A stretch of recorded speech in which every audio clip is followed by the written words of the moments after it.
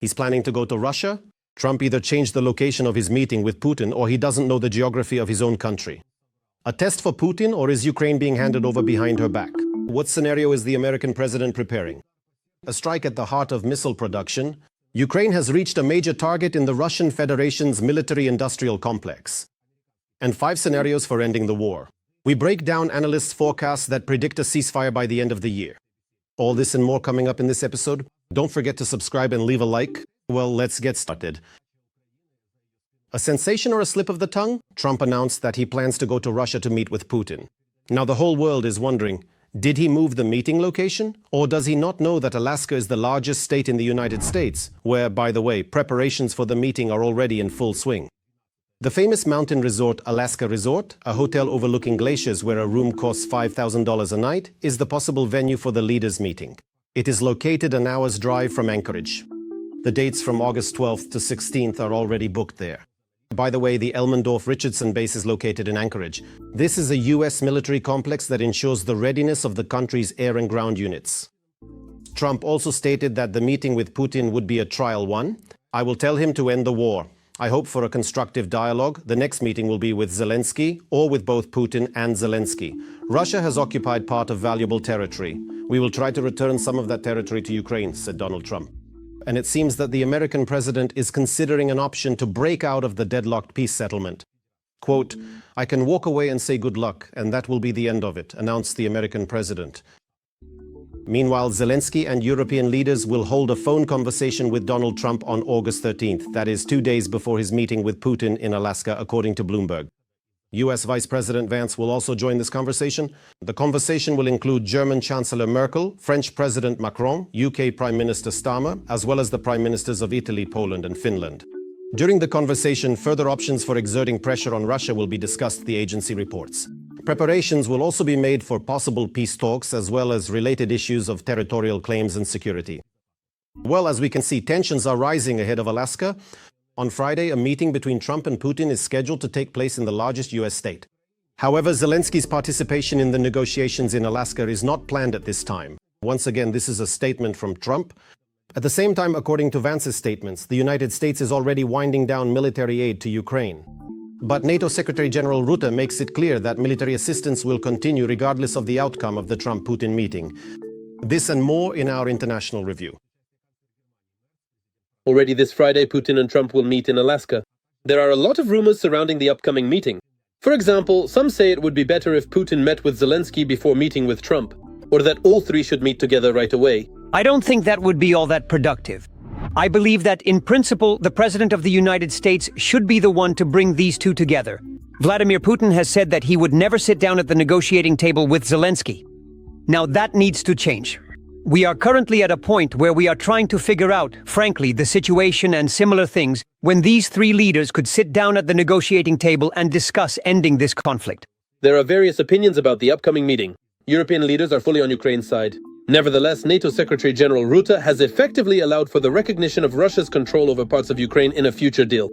Russia controls part of Ukrainian territory. The question will be how to move forward after a ceasefire, including what this means in terms of security guarantees for Ukraine when it comes to the issue of territories, and when it comes to the possible recognition in a future agreement that Russia de facto controls part of Ukraine's territory. This should be solely a factual recognition, not a political one.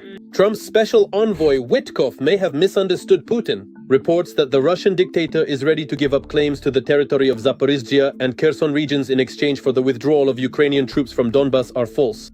Previously, there was a situation with Witkoff where the Russian Federation arranged an interpreter for him. And everyone had already pointed this out and told Witkoff that he shouldn't do that. And as for who Witkoff's interpreter was this time, whether he was again provided by the Russian side or not, remains unknown. I wouldn't be surprised if Witkoff was indeed mistranslated. And once again, this is an orchestrated provocation by the Russian Federation. US Vice President Vance believes that neither Ukrainians nor Russians will be satisfied with a deal to end the war. If you take the current line of contact between Russia and Ukraine and try to find some kind of negotiated settlement that would satisfy both Ukrainians and Russians, where they could live in relative peace and the killing would stop, it still wouldn't make anyone particularly happy. Both Russians and Ukrainians will probably end up dissatisfied with it. But I don't think you can sit down and have these negotiations without the leadership of Donald Trump.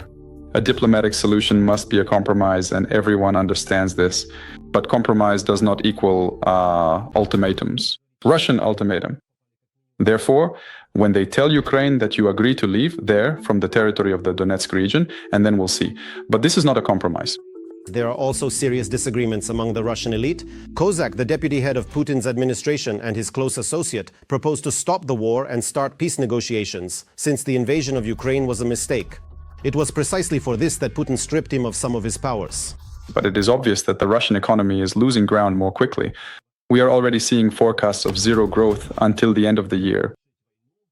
And it is clear that right now the position of the side that is eager for quick negotiations and an end to the war is strengthening. But that does not mean that Putin is listening to this side. Nevertheless, this demonstrates the differing views within the Kremlin. In addition, Trump himself landed a low blow on Putin ahead of the upcoming meeting. Azerbaijan and Armenia made peace in the United States, completely ignoring Russia as a permanent partner and mediator. Russia's influence in the Caucasus is fading away. Armenia and Azerbaijan have pledged to permanently cease hostilities, open up trade, establish transport links, diplomatic relations, and also to respect each other's sovereignty and territorial integrity. This is yet another significant geopolitical failure for the Kremlin, which will undoubtedly have profound and far-reaching consequences, both for Moscow's established position in the South Caucasus itself, and more broadly, in terms of its crucial role as a party truly capable of mediating effectively to achieve tangible and lasting results. Azerbaijan, by the way, will allocate $2 million for the restoration of bombed infrastructure in Ukraine. Baku is also ready to lift the ban on arms supplies if Russia continues to strike at facilities belonging to Azerbaijani companies on Ukrainian territory. SBU drones struck the Arzamas instrument building plant in Russia. The enterprise manufactures components for Kh-32 and Kh-101 missiles, according to SBU sources. According to their preliminary data, at least 4 Ukrainian drones hit the plant. As reported by Defense Express, among the company's products are components for various cruise missiles, in particular the K-051M inertial navigation system for the supersonic Kh-32 missiles, gyroscope decomposition units for Kh-101 missiles, and automatic fire control systems for the Kh-59 missile family. Similar components may also be supplied for new models of Russian missile weaponry.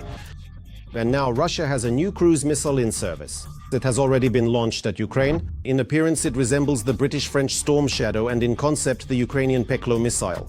In addition, Azerbaijan may consider lifting the embargo on arms supplies to Ukraine. What specific weapons Ukraine may receive, details in our military review. Is the United States' financial funding and support for Ukraine truly and completely over now? Jay Devine stated that his country will no longer allocate funds for military aid, as this is now more the responsibility of the Europeans. I think the president believes, and of course I do as well, that we will no longer finance the military business in Ukraine. We want to achieve a peaceful resolution to this issue. If the Europeans want to take the initiative and purchase weapons from American manufacturers, we have no objection, but we ourselves will no longer finance this. But just how really painful could such changes be for the nation of Ukraine? That's the main question. Basically nothing new. We understood that we would have to buy assistance and that we would no longer receive anything from the US. Essentially, to put it simply, we got played. Ukraine was left hanging at this point. In other words, we were counting on aid that had already been funded, on weapons that had already been or were being produced, but we won't receive them.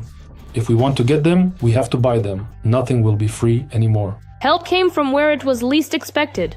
Azerbaijan may consider lifting the embargo on supplying weapons to Ukraine. And all this happened as a result of Russian strikes on the oil depot of an Azerbaijani company in Odessa. They deliberately attacked it. At least 5 drones hit the site, so it was intentional. To say that it happened by accident? No, it was a deliberate attack.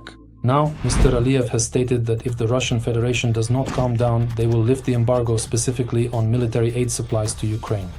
What does this mean? Most likely we're talking about Soviet-style ammunition that can be produced at Azerbaijani enterprises, possibly some large stockpiles, but nevertheless this would be a significant help for Ukraine. It seems that Russia has developed a new cruise missile. It was detected during the shelling of Mykolaiv. In terms of appearance, it is being compared to the British-French Storm Shadow and conceptually to the Ukrainian Peklo. But the Russians are not only striking Ukraine with missiles, they are also increasingly using drones. Now, they have established their first UAV control center in Kamchatka. To me, this looks more like preparation. Another question is why so far away? Well, maybe they're training some of their own there, just once again.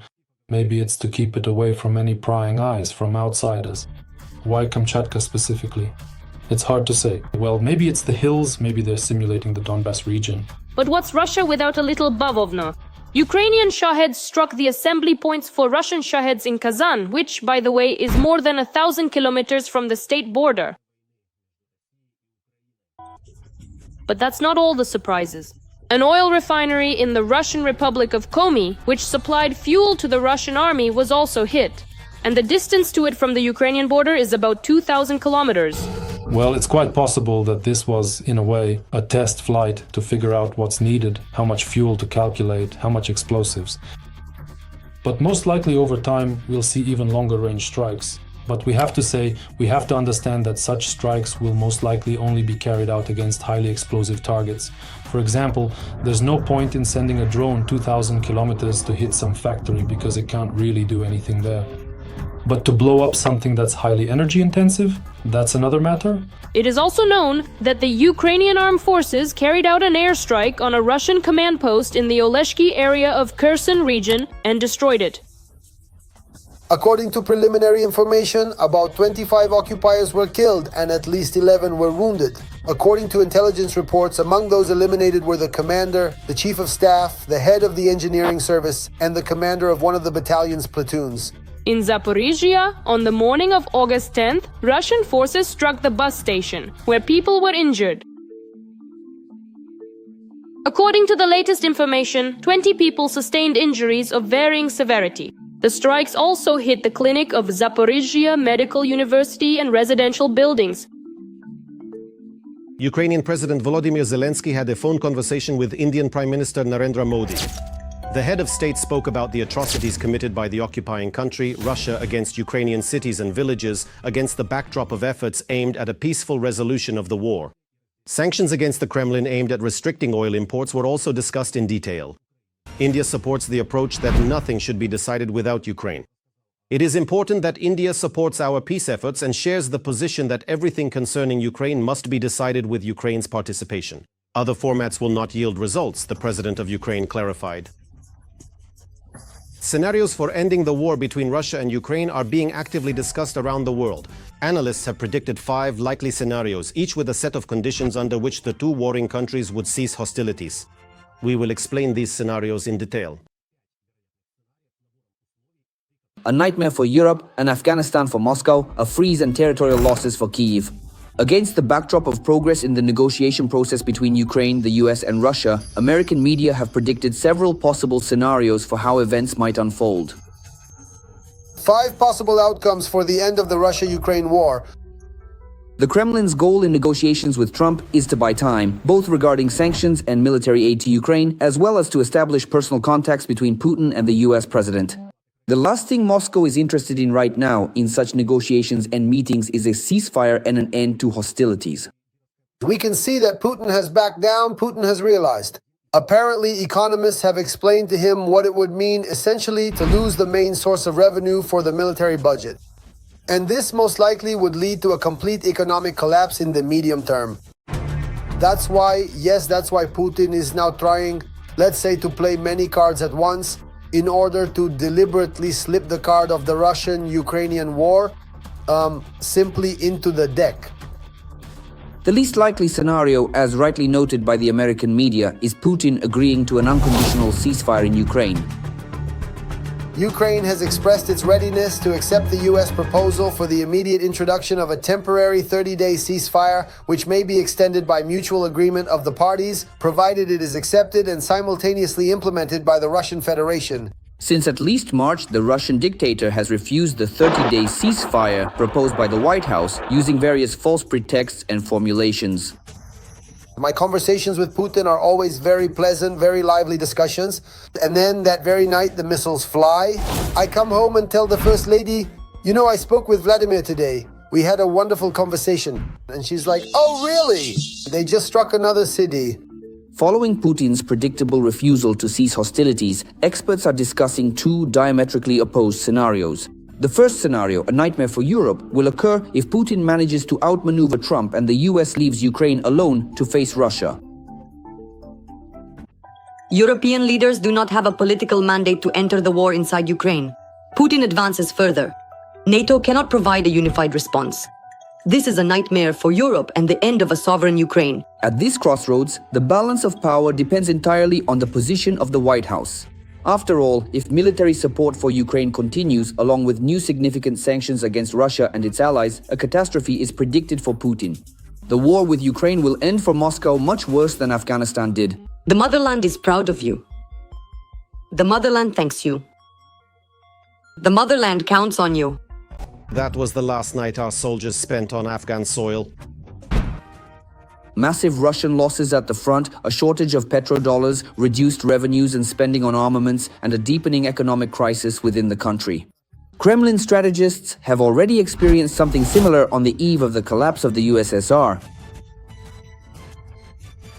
The Kremlin may face a moment when its resistance to the ordinary and minor inconveniences of reality, as well as to the economic hardships of its own people, becomes fatal for itself. A similar short-sighted political calculation ultimately led to the fruitless Soviet occupation of Afghanistan. The most likely scenario, according to the media and experts, is the continuation of negotiations accompanied by ongoing hostilities at least until mid-autumn. The US will continue its current course of pressuring Moscow and supporting Kyiv, while Putin is temporarily satisfied with the current equation, the lives of tens of thousands of Russians in exchange for minimal advances across scorched Ukrainian land. They will keep fighting the Russians as long as they have the opportunity until the rainy season begins. But that is actually basically the end of October to the beginning of November, depending on the weather.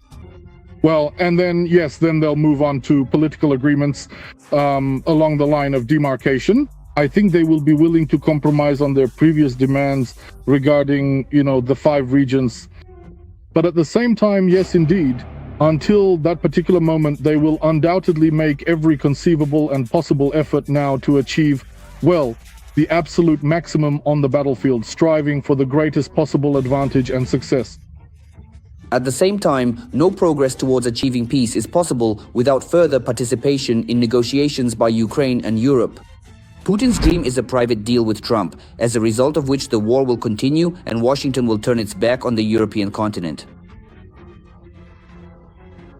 A threat has emerged from an unexpected place. The government of Ukraine's reliable and effective partner, the Czech Republic, may soon be headed by an open Putin sympathizer who advocates ending military aid to Ukraine. All the details are in our next segment. While watching, don't forget to like this episode and subscribe to the Ukraine Today YouTube channel. Ukraine may soon lose one of its most important allies in Europe. On the eve of parliamentary elections, the Czech Republic conducted a poll showing that the pro-Russian head of the ANO party, Andrej Babiš, is in the lead.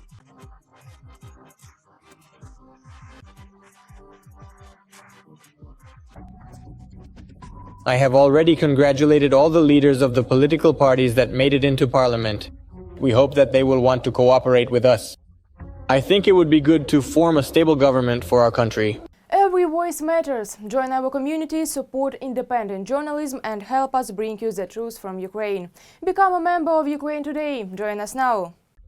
Thus, there are already concerns in European capitals that Babiš's return to power could undermine support for Ukraine from other Central European countries and strengthen the positions of Hungarian Prime Minister Viktor Orbán and Slovak Prime Minister Robert Fico, according to the Neue Zürcher Zeitung. In fact, the founder of the populist ANO party regularly downplays the threat to the Czech Republic from Russia and wants to push Ukraine toward a quick peace agreement. He also praises Hungarian Prime Minister Viktor Orbán as a role model. At the same time, the current leadership of the Czech Republic is noted for its rather strong support of Ukraine. The country has the highest number of Ukrainian refugees per capita. The government also regularly supports initiatives in favor of official Kyiv, allocates financial and military aid packages, and has initiated the creation of a coalition to source ammunition for the Ukrainian armed forces. Analysts believe that all such actions could disappear if Babiš comes to power. Babiš recently stated that a government led by ANO would end the ammunition initiative as well as further deliveries of Czech weapons to Kyiv. He also rejects the increase in defense spending that was just agreed upon in NATO and questions the obligation to provide assistance under Article 5 of the alliance. Despite this position, Babiš's party does not have enough seats in parliament to single-handedly determine the fate of the Czech Republic. According to polls, its rating is around 30%, which is not enough for a majority. And this is where things get most interesting, experts say. After all, the key factor in the foreign policy course will be who ANO forms a coalition with. ANO's motto is no empty talks. Intrartar TDs to a manky tone, since the party's voters prefer a more authoritarian style of governance. A likely scenario for Babiš is that his party will only achieve a parliamentary majority with the far-right SPD of Tomio Okamura and pro-Putin supporters. The SPD is demanding referendums on the Czech Republic's exit from the EU and NATO. In addition, there are pro-Russian candidates on its list who spread Kremlin propaganda.